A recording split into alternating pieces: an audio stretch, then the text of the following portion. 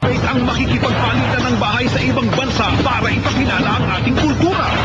Alin sa ibang bansa ang makakasanib pwersa ni Kuya? Mula sa anong lahi naman kaya ang makikitira sa loob ng Pinoy Big Brother House? At sino sa housemate ni Kuya ang maipapadala sa ibang bansa? Abangan ang The Big Swap sa mas umiiting na Pinoy Big Brother. Dababa, gabi-gabi sa ABS-CBN. What do you think is your physical asset, please, Marissa? Physical asset? Okay. Yeah, my physical asset is my hair. As you can see, my hair is so very curly, but I don't think it's my physical asset, but I think it's my physical asset. That is your physical asset, you said? Yes, don't be angry. I think it's my face. My eyes, because it is through my eyes that people see who I really am. Well, I like my dimple. I only have one, but I think it's a pretty good one. I know how to cook. Physical asset. Physical, okay. My smile. Why are you together? I'm sorry, sir, because Kathleen is not cannot speak in English too well, so I have to interpret everything. Okay. So I'll be the one to answer those for you. Ano yung pinakahandang gusto mo sa katawan? All of my body. All of your body? Yes. Wow. She said it's her eyes. Okay. Well, what's special with your eyes?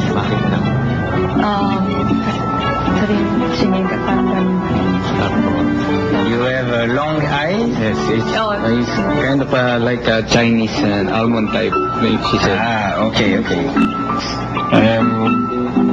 I'm understanding. Physical asset, okay. Your look.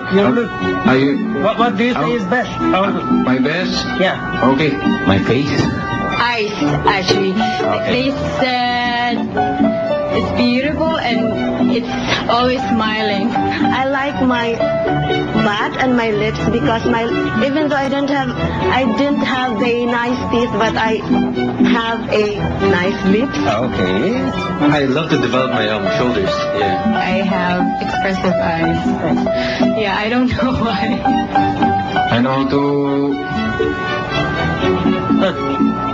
What do you think your physical asset is, the best of you? Like when you look at the mirror, you say, dude, I'm good, right? Okay. My face, my nose, my okay, I understand, sorry. muscle. So, what? Yeah. What do you have? What do you think you're best? I'm a very simple guy. I'm understanding, patience. Gee. I have a nice smile in my eyes. Yeah, probably the looks. I'm still working on my body. What is the best physical asset of you? What do you think looks good on you? Okay, sir. My Muscles? no, my Eyes? face, my nose. Your nose. Yes. That's your best physical Yes. asset. Yes. Finally, thank you.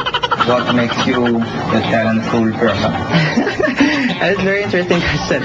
Normally, I would say people I can solve the most difficult math problems. It's my talent. No one ever saw me like you do. Go ahead. What do you call that dance? The samba, I came from Brazil. Okay. But I can act. Okay. I miss you so much and I want to hug you. But you're so far away. Cooking. Cooking. Yes. You cook for them. Yes. What do you cook? Filipino food. Filipino food. Yes. Elaborate what? Like adobo. Adobo. Caldereta. Caldereta. Yes. What is adobo caldereta? Pork, meat, and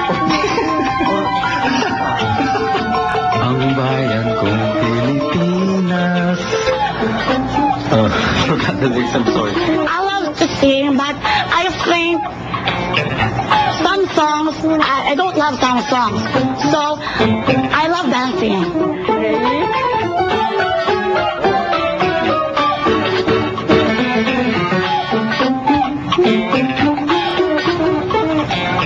Okay. Well, I think definitely that would be good in the French Big Brother. Patigin pa lamang yan sa mga prosesong pagdadaanan nila hanggang sa makapili na nga ng housemate ang Big Brother ng ibang bansa na makakatandem ng Pilipinas sa Big Swap.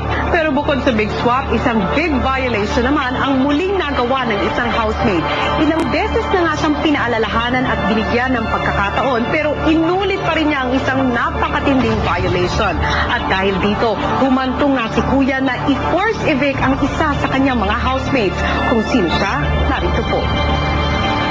Unang nagkaroon ng violation si Yel nang nagtalukbong at nag-usap sila ni Mariel sa ilalim ng kumot noong October 18. Isang bagay na isinasabawal ayon sa rulebook ng Big Brother.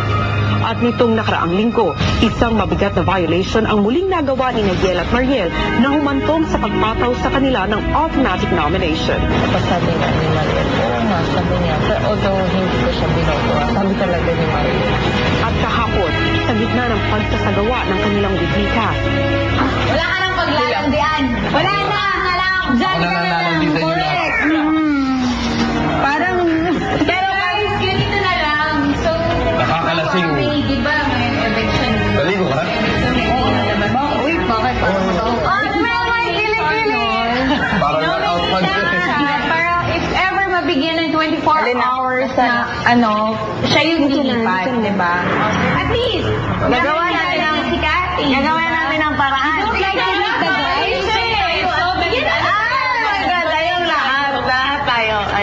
I-nominate natin siya ng tig-tututo. Uy, ma'am!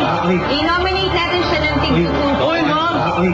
Bawal. Gusto mo magka-violation ulit? Tinitignan ko lang yung action niya. Sa'yo ang aking pasaway na corona. paano nga kaya tatanggapin ni Yel na sa edisyong ito, siya ang kauna-unahang napatawan ng forced eviction? Yan ang ating aabangan bukas.